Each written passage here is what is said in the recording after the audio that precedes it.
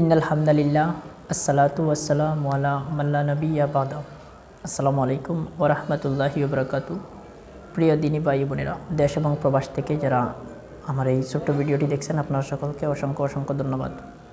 তো নিশ্চয়ই থাম্বনেইল এবং ক্যাপশন বা টাইটেলে আপনারা দেখে আমার ভিডিওটি ক্লিক করেছেন যে 2026 সালে শবে বরাত, যেটা এই শবে বরাতের আমরা সকলে জানি আমাদের শবে বরাতের রাতে নামাজ পড়তে হয়, নফল নামাজ আমরা পড়ি। তো অনেকে আমাদেরকে প্রশ্ন করে থাকেন এই নফল নামাজের নিয়ত আমরা কিভাবে করব, বা আমাদেরকে নিয়তটা শিখিয়ে দেন, এইরকম অনেক প্রশ্ন আমাদের আসে।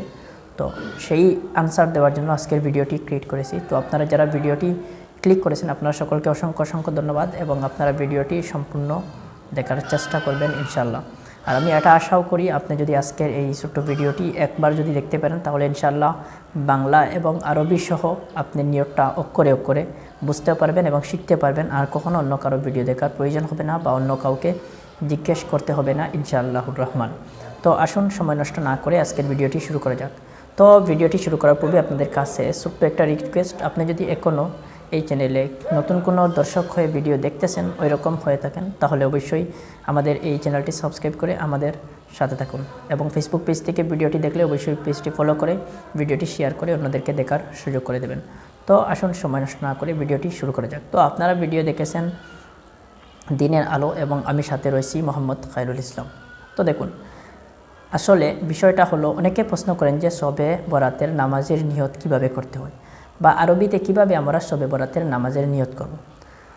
প্রিয় ভাইরা, ওইটা আপনারা লক্ষ্য করবেন যে আমরা আরবিতে যে নিয়তগুলা সচরাচর নামাজের মধ্যে করে থাকি সেগুলো যদি আপনি করেন ভালো, কোনো অসুবিধা নয়, কেননা এগুলো আমরা আরবিতে নিয়ত করেছি, সেজন্য ভালো, খারাপ কিছুই নয়, ভালো। কিন্তু আবার কেউ যদি সেইগুলো আরবিতে এই নিয়তগুলো নাও করে, সে যদি বেঙ্গলিতে মনের মধ্যে সে যদি ইরাদা করে যে কোনো নামাজের কথা আমি বলেছি, যে কোনো নামাজ, আমাদের যে 5 ওয়াক্ত ফরজ নামাজ রয়েছে, ফজরের হোক, ইয়া তো আসরের হোক, ইয়া তো জোহরের হোক, মাগরিবের হোক, এশারের হোক, যে কোনো নামাজের সে যদি নিয়ত, ধরুন এক্সাম্পল স্বরূপ আপনাকে দিচ্ছি, আমি জোহরের 4 রাকাত ফরজ নামাজ পড়ছি, তো আমি ওটা নিয়ত আমার মনের মধ্যে তো ওইটা রয়েছে যে আমি জোহরের এই সময় বর্তমান আমি জোহরের 4 রাকাত ফরজ নামাজ পড়ছি, ওইটা আপনি যদি আপনার মনের মধ্যে চলে আসে, মনের মধ্যে যদি আনেন এবং আল্লাহু আকবার বলে যদি আপনি নিয়তটা বেঁধে নেন, তাহলে ইনশাআল্লাহুর রহমান আপনার নিয়ত পরিপূর্ণ হয়ে যাবে, কমপ্লিট হয়ে যাবে, কোনো অসুবিধা নয়, কোনো অসুবিধা হবে না।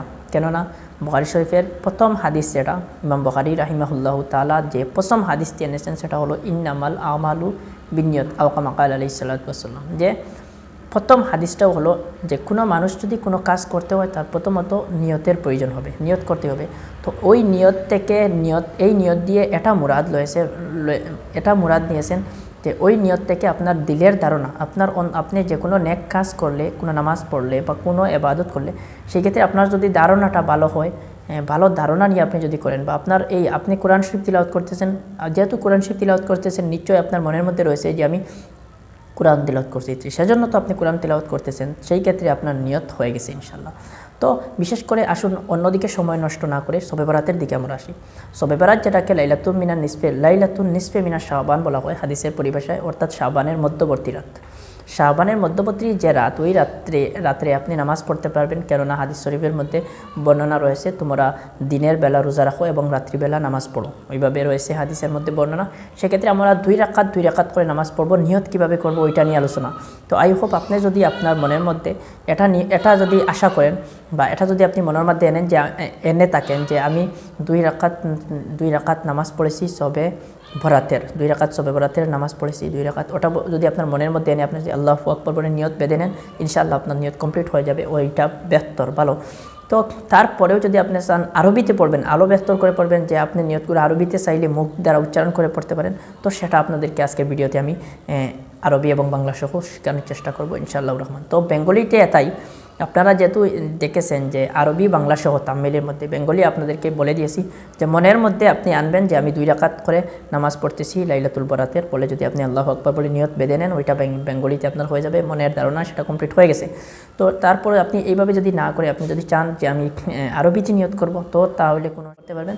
তো স্ক্রিনের মধ্যে আপনারা লক্ষ্য রাখুন, নাওয়াইতুয়ান উসল্লিয়া লিল্লাহি তাআলা রাকাতা সলাতিল লাইলাতুল বরাত নফল মুতাওয়াজ্জিহান ইলা জিহাতিল কাবাতি শরীফতি আল্লাহু আকবার। আমি আরও একবার পড়ছি, আপনি শুনবেন। নাওয়াইতু আন উসল্লিয়া লিল্লাহি তাআলা রাকাতা সালাতিন লাইলাতুল বারাত নফল মুতাওয়াজ্জিহান ইলা জিহাতিল কাবাতি শরীফতি আল্লাহু আকবার। নাওয়াইতু আন উসল্লিয়া লিল্লাহি তাআলা রাকাতা সালাতিন লাইলাতুল বারাত নফল মুতাওয়াজ্জিহান ইলা জিহাতিল কাবাতি শরীফতি আল্লাহু আকবার। তো মনের মধ্যে যে ধারণা আনবেন বা যেভাবে নিয়ত করবেন, সেটার যে অর্থ আরবিতে পড়েছেন সেটারও সেই অর্থ অনুরূপ। তো সেই ক্ষেত্রে আপনার নামাজের মধ্যে কোনো অসুবিধা হবে না। আপনি যে কোনো লাইনে চাইলে আপনি যেভাবে চাইবেন আপনি সেইভাবে নিয়ত করতে পারেন ইনশাআল্লাহুর রহমান। তো ওই রাত্রে লাইলাতুন নিসফে মিনাশ শাবানের রাতে বেশি বেশি নামাজ পড়বেন, জিকির আজকার করবেন, কোরআন তিলাওয়াত করবেন এবং আপনাদের জন্য দোয়া করবেন এবং আমার জন্য আপনারা দোয়া করবেন। তো আজকের ভিডিও এখানে সমাপ্ত করতেছি।